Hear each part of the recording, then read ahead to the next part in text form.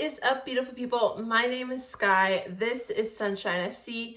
It is time for another video.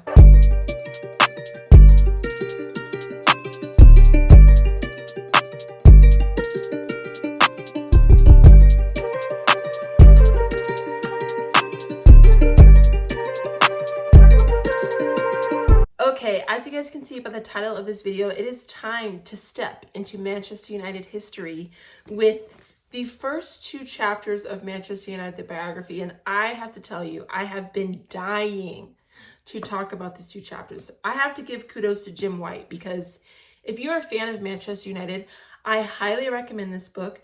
And the reason why is because the way that this author writes is so captivating. And I found myself laughing and just so invested in like the way and the story of the club.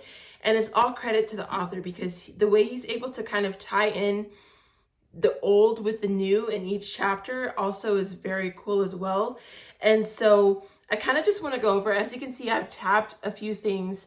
So I wanted to go over with you guys what my tabs are. So you can see there's this like mustard yellow color. Anything that's tabbed that color is something in Manchester, or a place in Manchester that you can go currently to view history. So it talks about like old grounds, places where things used to be back in the day. So I have like maybe 3 things tabbed currently of places you can still go to see a plaque or anything like that in Manchester. And I tabbed those for myself just in case I ever go. I'll bring this book with me so I can kind of get an idea where to go.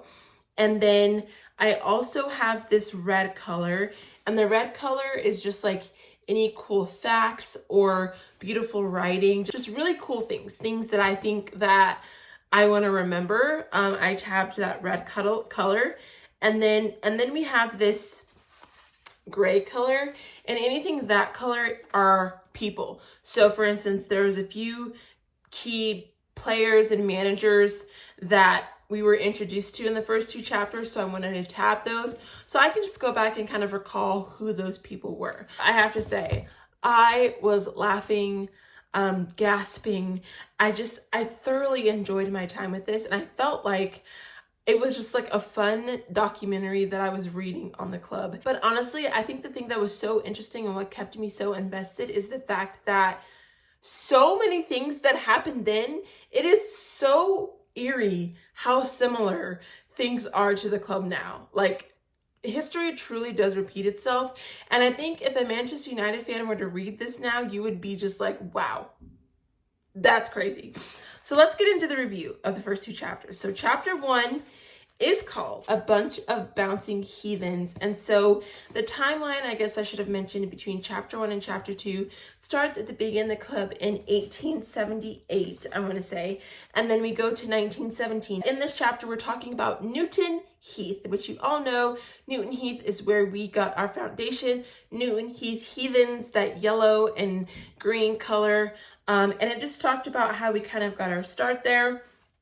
Based off of what was said in this chapter, the first fixture list for Newton Heath was 1882 to 83. This is the earlier surviving scrap of Man United memorabilia, which is now lodged in Old Trafford Museum, which includes games against other sides in St. Helens, Southport, and Crewe, which I thought was so cool. So 1883. Wow. I just think that the history that is provided in this, and the fact that there is documentation that goes that far back on the club, is really, really cool. I also want to note that in 1886, Newton Heath entered the FA Cup for the first time. So 1886 was the first time, and the first person that was mentioned that came up was Jack Doughty. So I have him highlighted in green here. We did not win. It's really funny, actually. So in the first round, we drew to the Fleetwood Rangers, and we ended up drawing 2-2. And our players on the Newton Heath side thought that there would be a replay match. But apparently, at the time of the game, they were told by the referees that it would go to extra time. And our team refused to take part in the extra time, so they just left the game. And so we lost. I thought that was funny. So it wasn't to be the last time the club got into trouble staging a walkout from the FA Cup. I'm sure something else will be mentioned in later chapters, but I thought that was really, really funny. At this point, we're heading into chapter 2.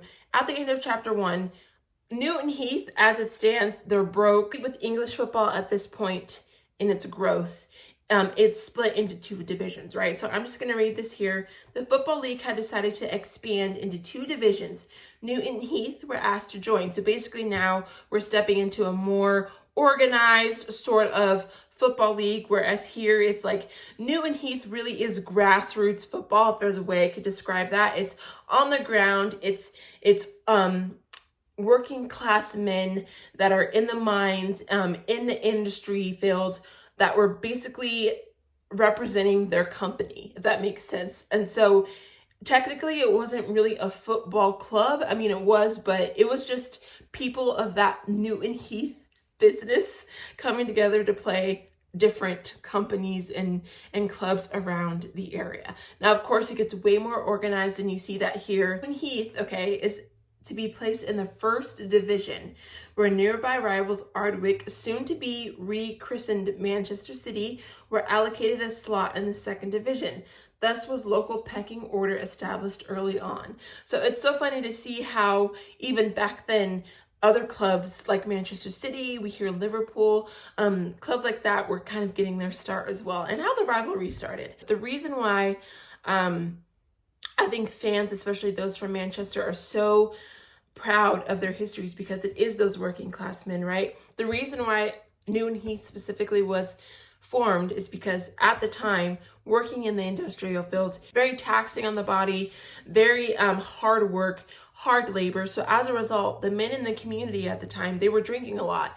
When you drink a lot, of course, that comes with a lot of negative actions. So that a lot of young men back then in the 1870 era were dying young. They were working really hard in the plants, drinking, and then leading to not very wise decisions.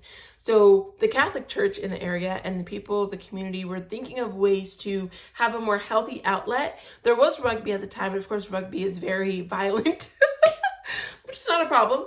But that's how kind of football came to be in these communities, because it was a healthy outlet for the men in the area. So the young men working in the mines, working in the industry plants, all of that stuff, the factories, they grew into playing on these football clubs. And so Newton Heath, as we head into chapter 2, beginning of the 19th century, so we're heading into like World War I, World War II era, football's growing, and they're realizing that basically the men are now not working in the plants, the ones that are really good, and they're strictly playing on the football team. So it's really cool to see how like the first set of professional players were forming, right? And so when you get into, and this is where chapter 2 got so interesting, because you start to see how things are so similar to where they are now. So chapter 2 is called Money, Money, Money. And in this, you basically see that Newton Heath cannot sustain itself. It can't provide kits. The ground is terrible. They're basically playing in mud. So the club's broke. Okay? And basically they need funding. All right? And the way that the club survived at this point was through the charity of the fans. Hand to mouth barely describes the club's financial condition at this time. Photographs of the team invariably include a collection box at the feet of their captain, Harry Strafford. Harry Strafford was key to getting a lot of funding for the team at the time, and he would organize, fundraising events in the town center, and the aim was to collect enough debts to pay off £2,670, okay? They did not collect that money. Very interesting, though, is that Harry Stafford, the team's captain at the time, had a dog called Major. And this is what I think is so funny, because, how Arsenal has Win. And I know it's a very different context in the fact that, Arteta got the dog to, give the club some camaraderie or whatever. But literally, without this dog Major, there is no Manchester United, which is so funny because this dog went missing. So Harry Stafford, our team captain at the time, lost his dog, okay? And so He ends up seeing a sign. A local paper says a St. Bernard has been found in one of the pubs. By coincidence, the owner of the brewery, John Henry Davies, was looking for a dog to give to his daughter. So that man and then the actual owner, our team captain, Harry Stafford, went to the pub at the same time, crazy, got to talking, and in exchange for his dog, so our captain gave his dog away because this super freaking rich man needed it for his daughter, okay? And in exchange for the brewery agreeing to put money into the club, Stafford handed over his dog. Or the story goes, there's no document evidence to confirm the dog's role, but the idea of a St. Bernard rescuing a football club appealed to mythology, and Major has long been credited as Newton Heath's savior. So I just think that's so funny that a dog literally saved our club back in the day. But the guy who bought us, super wealthy, okay? This man is basically like Sir Jim Ratcliffe of the area, invested in a lot of different sports, and his funding is what gave us the Manchester United today. So John Davies, he gave us the colors of red and white. They also had a fan meeting on the 22nd of April in 1902, where the name Manchester United came to be in that team meeting, which is so cool. I just love hearing how these little things came to be. And so basically in 1902 is when we switched from the green, the yellow, and the name of Newton Heath to the red and white to Manchester United. I love that. In this transition period of moving from Newton Heath to Manchester United, John Davies, he's funding things. And what's crazy is the FA is around. The FA's around. It's crazy. So our team captain, Harry Stafford, right, the one who gave his dog away so we could fund their club. I mean, of course, the FA finds out he was doing some shady things with the money to kind of keep things afloat. And Harry was like, yeah, like I had to keep the club running. Like he didn't deny it, right? And so unfortunately, because of this, the man who got us our funding was banned and never played for United again. The captain was now history and didn't even have Major to comfort him. So basically, the guy whose dog saved us was our team captain, ends up getting banned by the FA because of his money handling in trying to keep Newton Heath afloat before we had the funding from John Davies. Crazy, right? John Davies, again, he's like Sir Jim Ratcliffe at this point. He's like, we got to get people in, we got to get players in, we got to get managers in, okay? And it is so eerie how similar it is because we literally were plucking people up from all these other clubs, just like we did today. Omar Barada, Dan Ashworth, Will Cox, all these people were just picking up, taking. We were doing the same thing. And so the way that we got these key players on our team back then, you guys, okay, so basically, like, he hired a team secretary, Ernest Magnall, and he ends up being like one of the key managers that, like, in the history of Manchester United that a lot of people still talk about. And it says, in many ways, the story of Manchester United is a story of three men, okay? Matt Busby, Alex Ferguson, and Ernest Magnall. These are three key managers for Manchester United. The three dividing characters between them, they all accumulated all the club's league championship titles plus 11 of the FA Cups, okay? The thing about Ernest at this time, his management style was different. His management style was unique to the time. Same could be said for Alex Ferguson as well as Matt Busby, right? And the difference here is that Ernest emphasized the importance of training because the players at the time, of course, weren't really practicing or training. But this man was cycling. He saw fitness as a really huge key to improving the players. And so that's what he did. And from the moment, the momentum began to build as soon as Magnall arrived. In his first season in charge at Manchester United, they finished third in the second division, a point behind the runners-up. It was a feat that repeated the following season, taking in along the way an unbeaten run from 24th of September to the 21st of January 1905. And the key to Magnall's team was his defense. I was reading this and I felt like I was there. The defense of Manchester United at this point, stunning. It says that he had one of the tallest keepers in United's history at this point, Edwin van der Sar, who was over 6 feet 3 inches. But what were they missing? Offense. But guys, the way we get the offense, I love it. Okay, so along with Magnall's training techniques, right, which were unheard of at the time, the thing that this book mentions about him, about Ernest, is that he was one step ahead of the game. And I think the thing that could also be said for Alex Ferguson. And so, because of that, the author says that he was able to pull off the smartest coup at the time. All right, listen to this. In 1904, Manchester City was still in trouble with the FA financially. All right. They were dominant at the time, Manchester City. They were the local force in football. They won the FA Cup in 1904, and they were considered the better team at the time.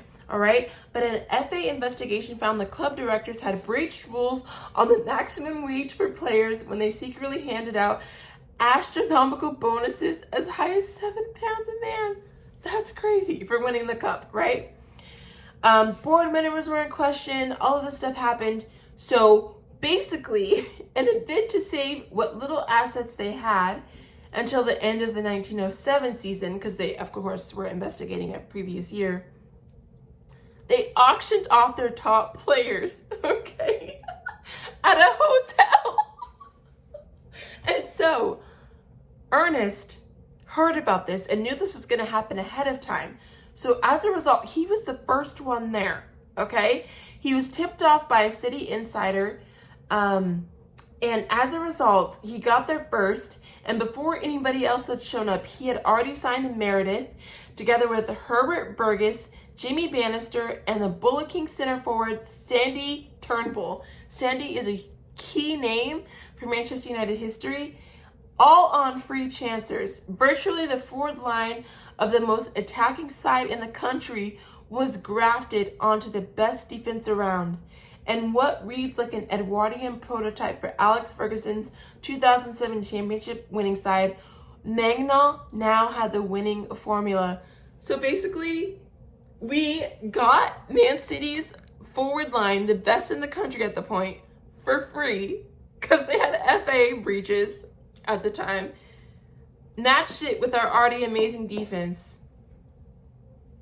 You already know what's supposed to happen, okay? Billy Meredith is also another name of one of the players we got from Man City, and his arrival was particularly important. It says this slim, tricksy winger was the first United player to deliver a bit of glamour to the place. The author said he was a precursor to Cantona, Ronaldo, a sparky, aggressive character off the pitch, aware of his own worth, and determined others should be too. He was the first to characterize a trait that United fans have long sought in their heroes. So he was like, I know I'm good. I'm the best player on the team. Let's get it done. And I love that for him, honestly. He was the man to kickstart the Reds' first golden age, autumn of 1907. So it's just so cool. Again, this is about 10 years before the end of the chapter. Keep in mind, though, we're heading into World War I, okay? And so it's just interesting to see how our team grew. So during this era, like I said, it started in autumn of 1907. Our club ended up securing their first title in 1908.